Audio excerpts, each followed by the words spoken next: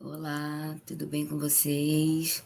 Vamos aqui começar mais uma etapa, né? Mais uma semana com o ESG, o estudo sistemático da doutrina espírita. Meu nome é Aline e é um prazer novamente estar aqui conversando com vocês, né? Hoje a gente vai falar sobre o fluido cósmico universal e o fluido vital, que é um assunto denso, né? Mas que a gente precisa conversar sobre isso, a gente precisa tentar entender. E esse é um assunto também que acaba explicando, né, diversos fenômenos, como eles podem acontecer, né, e o que nos move, né, o que nos faz ser, né, como espírito, termos um perispírito, ter a parte de matéria, e como nós podemos estar vivos, né, vamos assim dizer. Então, é um assunto realmente interessante. Nessa fase inicial, como sempre, né, então vamos elevar nossos pensamentos, pedir para que Deus, Jesus Cristo, Maria, eles possam nos abençoar, possam nos envolver, que a espiritualidade amiga, trabalhadora, nossos guias espirituais estejam ao nosso lado e que os nossos amigos do mundo invisível, do mundo etéreo, possam também se sentir acolhidos nesse momento, que todos nós possamos estar em comunhão de pensamentos, aprendendo juntos e conversando, né, sobre o nosso Criador e sobre a nossa existência. Que assim seja. Vamos lá? Vamos começar? Então a gente começa, né, com essa foto linda que está mostrando o nosso universo, né? E aí, né, quem somos nós no universo, né? Onde nós estamos? Quem criou o universo? E aí, pessoal, a gente tem, né, um mesmo ponto de partida. A gente entende que o universo ele é infinito, né? E nós estamos aqui, né? Nós somos esse pontinho no meio de um. Nós estamos nessa galáxia no meio de um universo gigantesco, onde a gente não consegue mensurar, né? Onde existem os outros planetas, outras galáxias, mas como se forma tudo isso? Como tudo isso aconteceu? E a gente sempre parte do mesmo ponto, né? Que nós estamos aqui dentro da obra do Criador, do nosso Deus Pai, e que existe um fluido que deu início, né, que dá início a tudo isso, vindo, claro, de Deus, né? Então, eu estava até, né, estudando algumas coisas, vendo alguns palestrantes, e aí eles falam, né, mesmo na veracidade do Big Bang, por exemplo, teve um ponto de partida, né? Teve um motivo para que isso acontecesse e depois teve um motivo para como todas as coisas se formaram. E aí, lendo também, né, o livro do Estudo Sistematizado da Doutrina Espírita, do ESG, lá é possível ver André Luiz fazendo um lindo relato, né, sobre o fluido cósmico, e eu achei muito interessante, me deu vontade de ler e de compartilhar com vocês. Então, aqui ele fala: o espírito André Luiz elucida que no fluido cósmico, entendido como sendo o plasma divino, hausto do Criador, ou força nervosa do Todo Sábio, vibram e vivem constelações e sóis, mundos e seres, como peixes no oceano. Nessa substância original, há o influxo do próprio Senhor Supremo. Operam as inteligências divinas a ele agregadas, em processo de comunhão indescritível, extraindo desse hálito espiritual os celeiros da energia com que constroem os sistemas da imensidade, em serviço de cocriação em plano maior, de conformidade com os desígnios de todo misericordioso, que faz deles agentes orientadores da criação.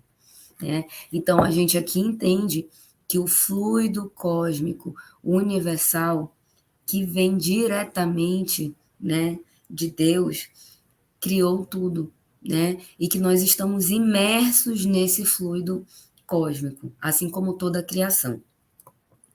E aí, de acordo, né, então, com a base doutrinária, o fluido cósmico universal, ele vai se estabelecer dessa forma.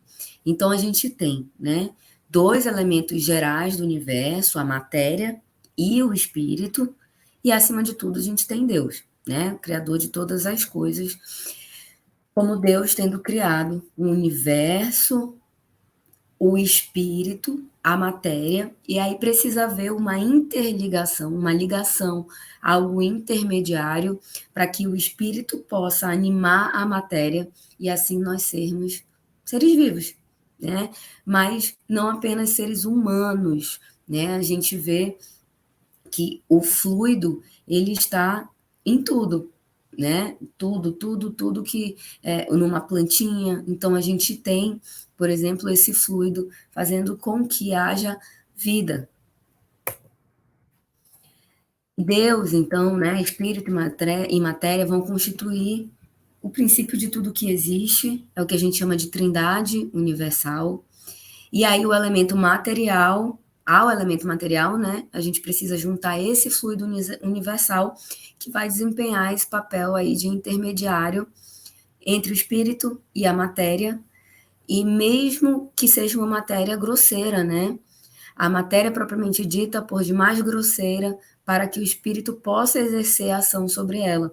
Porque se fosse só matéria, né, o espírito ele não conseguiria fazer essa ligação e animar a matéria sem que houvesse esse fluido universal onde todos estamos imersos e que nós também somos constituídos, né?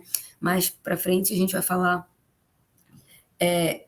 sobre o que nos preenche, né? O que é derivado do fluido universal, a gente vai falar da parte do fluido vital. Então a gente entende que precisa haver esse fluido para que haja vida. Tá? Então, o fluido cósmico universal, né, a gente classifica ele como sendo material, mas ele se distingue, né, por propriedades bem especiais, né? Ele é um elemento material, mas que também faz parte do mundo etéreo, né, da matéria tangível. Então, se ele fosse simplesmente só matéria, então não haveria, né, razão para a gente dizer que o espírito também não fosse, né? Ele não é uma simples matéria. O fluido, a gente entende então que o fluido universal ele está colocado entre o espírito e entre a matéria, tá? Ele é o intermediário para que realmente a vida ela aconteça. Então, ele é bem fluido e como a matéria em si é bem suscetível a ter modificações. Essas modificações elas acontecem até mais na parte etérea, né, espiritual, do que na parte tangível, mas as combinações, né, e várias variedades, né, e muitas variedades de coisas elas podem acontecer e nós aqui, né, encarnados, com nossa baixa percepção de tudo, a gente só tem um conhecimento mínimo do que é possível, né, do que é possível fazer com esse fluido, né? E o fluido, ele é o agente de que o espírito se utiliza, princípio sem o qual a matéria não estaria em perpétuo estado de divisão e nunca adquiriria as qualidades que a gravidade lhe dá. Aqui nesse esquema a gente pode ver, né, que Deus, Criador, criou tudo. Então a gente tem, a partir de Deus, né, o princípio espiritual, ou que a gente pode chamar também de inteligência universal, e tem o princípio material ou fluido cósmico universal, né? E aí desse princípio vem, né, o princípio inteligente. A gente tem também o fluido cósmico vindo da parte material, mas lembrem-se que não é uma simples matéria, né? E desse princípio inteligente, né, pode animar, vai animar. A gente tem o espírito, certo? E aí vai ter da parte material a matéria, mas a gente tem o fluido cósmico aí que quando o fluido vital que vem, né, do fluido cósmico, ele está ativado, ele anima, né, ali um espírito em uma matéria, então a gente tem o corpo, o ser vivo em si. Então ele, o princípio vital, dá vida a todos os seres que o absorvem e o assimilam. Tudo oriundo de Deus.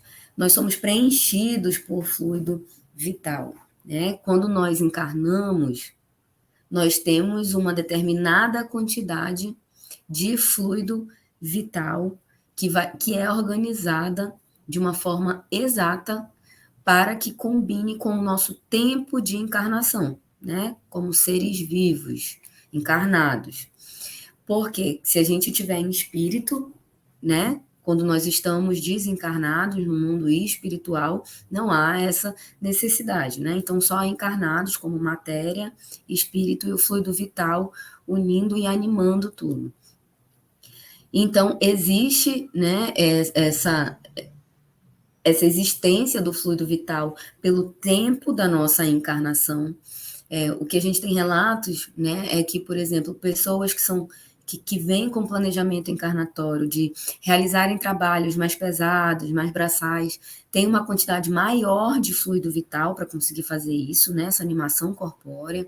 Pessoas que vão trabalhar mais na parte intelectual, com menos esforço físico, né, podem ter uma carga menor de fluido vital, né? Não estou falando de longevidade, estou falando de quantidade. Mas o nosso fluido vital ele sempre vai ser programado pelo tempo do nosso planejamento encarnatório.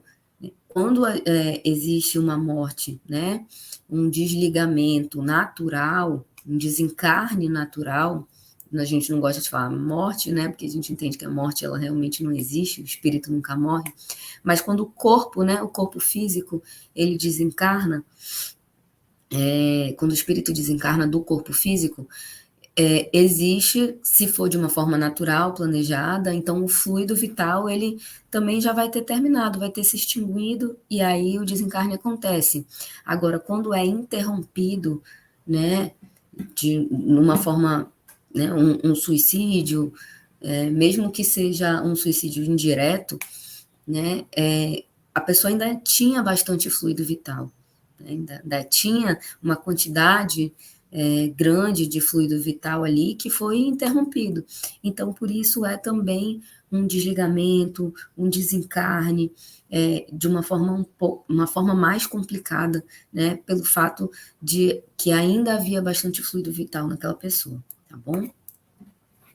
Então, gente, né, nós temos os elementos, então, fluídicos, né, o fluido cósmico universal. Então, ele é uma matéria elementar primitiva, mas não de uma forma grosseira, né? E aí nele podem acontecer modificações, transformações, que disso aí vai gerar inúmeras variedades, né, dos corpos diferentes que existem na natureza. Então a natureza ela também está impregnada, repleta, ela está dentro de todo esse fluido cósmico universal. Né? E esse fluido ele pode se apresentar, ele pode assumir dois estados distintos. O primeiro estado que a gente chama de eterização ou imponderabilidade, né, que é o estado normal primitivo, ou o estado de materialização ou de ponderabilidade, né, que é consecutivo ao primeiro. Então, de materialização aqui no mundo físico e de eterização no mundo espiritual. E aqui a gente vê, né, que da eterização, aí vai acontecer um ponto intermediário, onde essas transformações dos fluidos começam a acontecer para a matéria tangível, e aí existe a materialização em si, tá bom? Não há transição brusca, tudo acontece de uma forma mais demorada, e como deve acontecer, né? Os nossos fluidos imponderáveis podem ser considerados como termo médio entre os dois estados, tá bom? Cada um desses dois estados dá lugar naturalmente a fenômenos especiais. Então, a gente tem os fenômenos da materialização, né, que são estudados pela ciência humana, eu quero dizer, e tem o da eterização, que são os estudados, os atribuídos ao espiritismo, né, aos fenômenos espíritas, os fenômenos espirituais que acontecem. Esses elementos, né, então, do mundo invisível, onde vão acontecer os fenômenos espirituais, os fenômenos psíquicos, até a começar a acontecer os fenômenos materiais no mundo visível, né, que são os estudados pela ciência, como já foi falado. Então, assim, gente, esses acontecimentos do mundo invisível, né, pessoas diferentes, médiuns com habilidades diferentes, conseguem ter uma percepção melhor, né, maior, porque existe, né, uma configuração diferente no perispírito de um médium, né? Um médium, ele já vem com essa aptidão, ele já encarna, porque isso já fazia parte do planejamento encarnatório dele.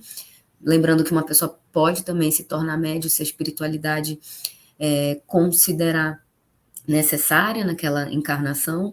Então, só que vai haver a modificação no perispírito da pessoa, mesmo que ela já esteja, né, encarnada, a espiritualidade é capaz de fazer isso, com toda certeza. Mas, de uma forma geral, né, os médiuns, já acontece esse planejamento encarnatório e o perispírito ele já é modificado para que essa percepção do mundo invisível consiga acontecer, né? E aí os médiuns eles podem perceber de formas diferentes, visto que há uma gama, né, de tipos de mediunidade existentes e que várias pessoas podem apresentar. Uma delas, ou então várias, né, pessoas que podem, enfim, ter vários tipos de mediunidades diferentes. Né? A vida espiritual e a vida corporal se acham incessantemente em contato, isso com toda certeza. Os fenômenos das duas categorias, tanto no mundo invisível quanto no mundo material, muitas vezes se produzem simultaneamente. Né? No estado de encarnação, o homem percebe só os fenômenos psíquicos que se prendem à vida corpórea, e fenômenos de domínio espiritual escapam aos sentidos materiais e só podem ser percebidos no estado de espírito. E alguns deles, né, também são percebidos pelos médios, né, pelos intermediários dos espíritos com os encarnados.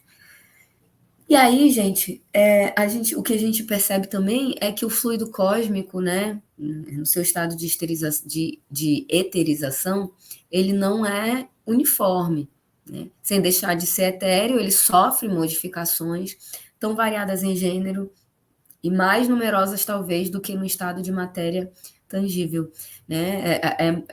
É mais fácil, vamos assim dizer, para alguns espíritos, eles plasmarem, né, conseguirem fazer aparecer, transformar, criar algo, fazendo essa modificação nos fluidos, eles têm essa capacidade, tá? Essas modificações constituem fluidos distintos que, embora procedentes do mesmo princípio, né, são dotadas de propriedades especiais e dão lugar aos fenômenos peculiares ao mundo invisível, que a gente ainda está um pouquinho longe de entender completamente. Dentro da relatividade de tudo, esses fluidos têm para os espíritos que também são fluídicos, né? Uma aparência tão material quanto a dos objetos tangíveis para os encarnados. Então, a realidade deles é o mundo espiritual e para eles é algo que realmente eles conseguem, né, plasmar, criar, e isso é realmente maravilhoso de se pensar. Né? Tais fluidos são para os espíritos o que são para nós as substâncias do mundo terrestre, é algo natural. Eles elaboram, eles combinam esses fluidos para produzirem determinados efeitos, como os homens com seus materiais, ainda que por processos diferentes. Né? Então, existe um estudo desse fluido no mundo espiritual, né, para os espíritos aprenderem a como manipulá-los e as coisas realmente acontecerem. Como neste mundo, somente aos espíritos mais esclarecidos é dado compreender o papel que desempenham os elementos constitutivos do mundo onde eles se acham. Então, não funciona assim, né, basta desencarnar, basta ser um espírito para você realmente saber como manipular. Não, são os espíritos que já conseguem ter um estudo maior, se preocupam, se preparam para isso também, né? Os ignorantes do mundo invisível são tão incapazes de explicar a si mesmos os fenômenos a que assistem e para os quais muitas vezes concorrem maquinalmente. Algumas vezes eles até conseguem fazer alguma coisa, mas eles não conseguem explicar como isso acontece. O que muitas vezes acontece aqui no mundo, na Terra, né? Nós encarnados também, com algumas coisas que nós fazemos. E aí isso aí é tempo e evolução e estudo, né, para conseguir manipular. Então, não basta apenas, né, você estar desencarnado, certo? Os elementos fluídicos do mundo espiritual escapam aos nossos instrumentos de análise e à percepção dos nossos sentidos, feitos para perceberem a matéria tangível e não a matéria etérea. A gente já falou, né, sobre isso. Então, a gente entende que os elementos fluídicos, né, eles vêm de um estado de pureza absoluta, né, na parte etérea, do qual nada nos pode dar ideia. Ele é o ponto de partida do fluido universal, que vem diretamente de Deus, né? E o ponto oposto é o que, aonde, né, eles vão se transformar em matéria tangível, para ficar mais materializado.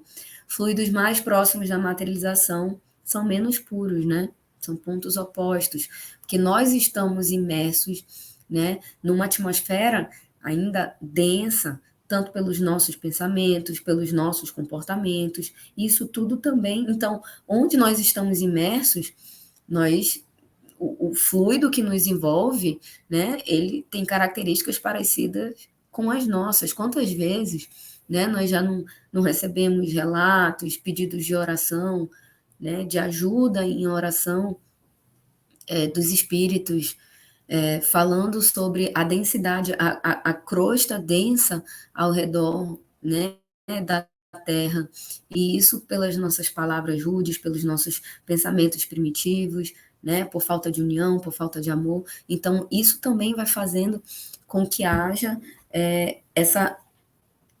esse fluido mais rudimentar que nos envolve ainda, né?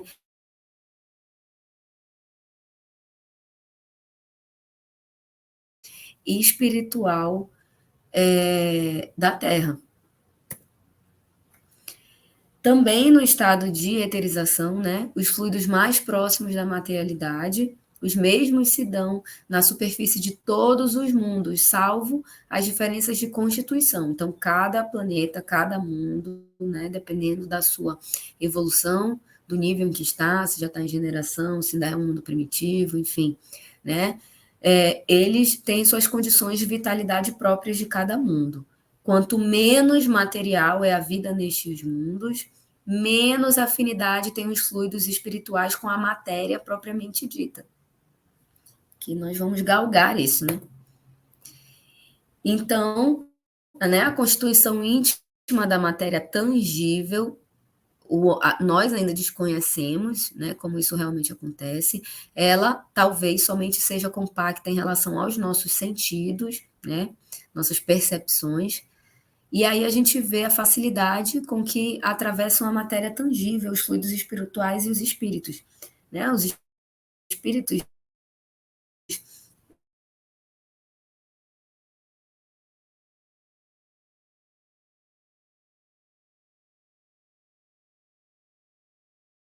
isso a gente ainda não consegue, para eles, conseguir entender ainda a facilidade com que isso é feito em relação, né, do mundo etéreo com o material. Para estes, a nossa matéria, né, o fluido tangível, não oferece maior obstáculo do que os corpos transparentes oferecem à luz. Ainda, né, em relação a essa constituição íntima da matéria,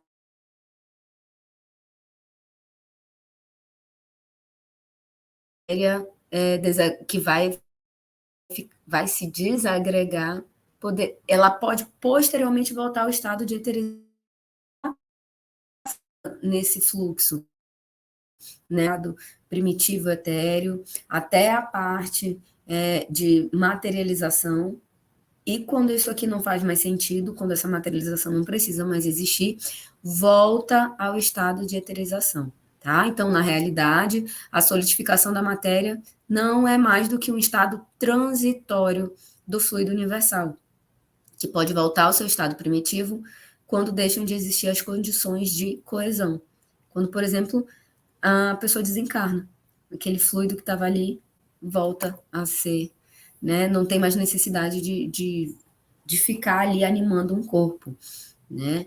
Então, quem sabe mesmo, né? Nos estudos de tangibilidade, a matéria não é suscetível de adquirir uma espécie de eterização. Então, será que o inverso também não pode acontecer? Né? Se enquanto aqui ainda na parte tangível, será que não dá para ficar, para esse fluido voltar a ser etéreo ainda nesse mesmo momento? Né? Alguns fenômenos espirituais que acontecem, eles nos levam a crer que sim, só que a gente ainda não consegue explicar perfeitamente, né? Que essas ainda são as fronteiras, né? As barreiras com o mundo invisível. No futuro, conheceremos novas leis que nos permitirão compreender o que nos conserva esse mistério.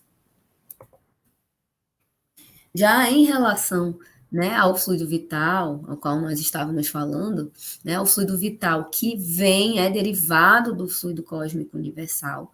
O fluido vital, ele é existente em todos os corpos vivos da natureza, né? Tem sua fonte no fluido universal. E o que a gente vê é que do fluido vital, né, o que ele também pode ser chamado de fluido magnético, fluido elétrico animalizado, de onde, por exemplo, dos resquícios dele, ou então do que a gente entende que ele pode produzir, né? Daí também a gente pode pensar nos sons, nos ruídos, né? Então, o fluido vital, ele anima o corpo, ele é o fluido que, como a gente falou lá no início, ele vai ficar ali por tempo determinado até o nosso desencarne, e ele é essencial para a nossa vida, né? A gente precisa que esse fluido ele esteja em boa quantidade, ele esteja organizado, ele esteja em estado de pureza. Por isso também a gente precisa, né, de alinhamento dos nossos chakras para o fluido vital estar em bom andamento em cada chakra. É possível doar fluido vital, né? Uma forma clássica de doação de fluido vital é através do passe, né? Os passistas, onde há essa doação de fluido vital para você tentar ajudar uma outra pessoa, por isso o passista também, né? Ele precisa ter todo um condicionamento para fazer essa doação de fluido, né? Um médium, ele doa fluido também. Então, o fluido vital, ele nos preenche, ele preenche tudo da natureza, né? Tudo que é vivo na natureza, e nós temos a capacidade de realizar essa doação de fluido vital para nossos irmãos, né? Que estão mais necessitados, mas nós precisamos estar todos, né, regularizados, bem, né, sem nenhum tipo de poluição desse fluido para poder realmente doar e fazer o bem. Tá? Então, o fluido vital, ele vem diretamente do fluido cósmico universal, e o fluido cósmico universal vem do nosso Criador, né? Então, nós estamos todos imersos aqui, preenchidos por Deus. Como a gente sempre fala, Deus habita em nós, nós habitamos em Deus. E sim, isso é verdade, né? Por causa da nossa criação e onde nós estamos inseridos. Tudo bem, meus amigos? Espero ter ajudado a entender, né, um pouco sobre isso. Recomendo uma leitura, a gente pode fazer uma leitura mais, né, mais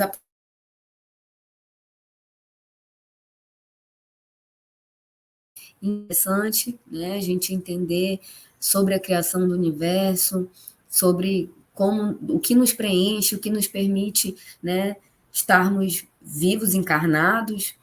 Será que é a mesma coisa quando a gente desencarna? A gente viu que não, né? Que quando estou em espírito, né, desencarnado, a gente não precisa dessa animação do fluido vital, tá?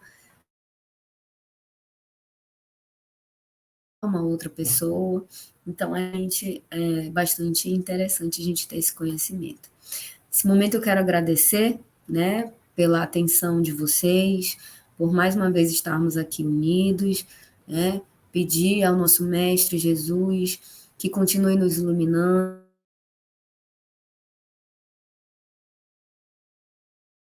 nos desvirtua, que nos leva para um outro caminho,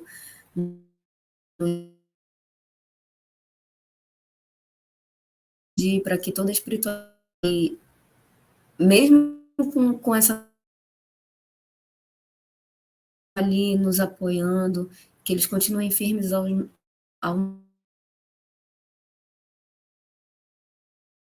linha reta e numa linha que vai nos trazer muito ao encontro do nosso mestre e com o mestre querido, hoje e sempre. Que assim seja. Obrigada pela atenção. Fiquem com Deus.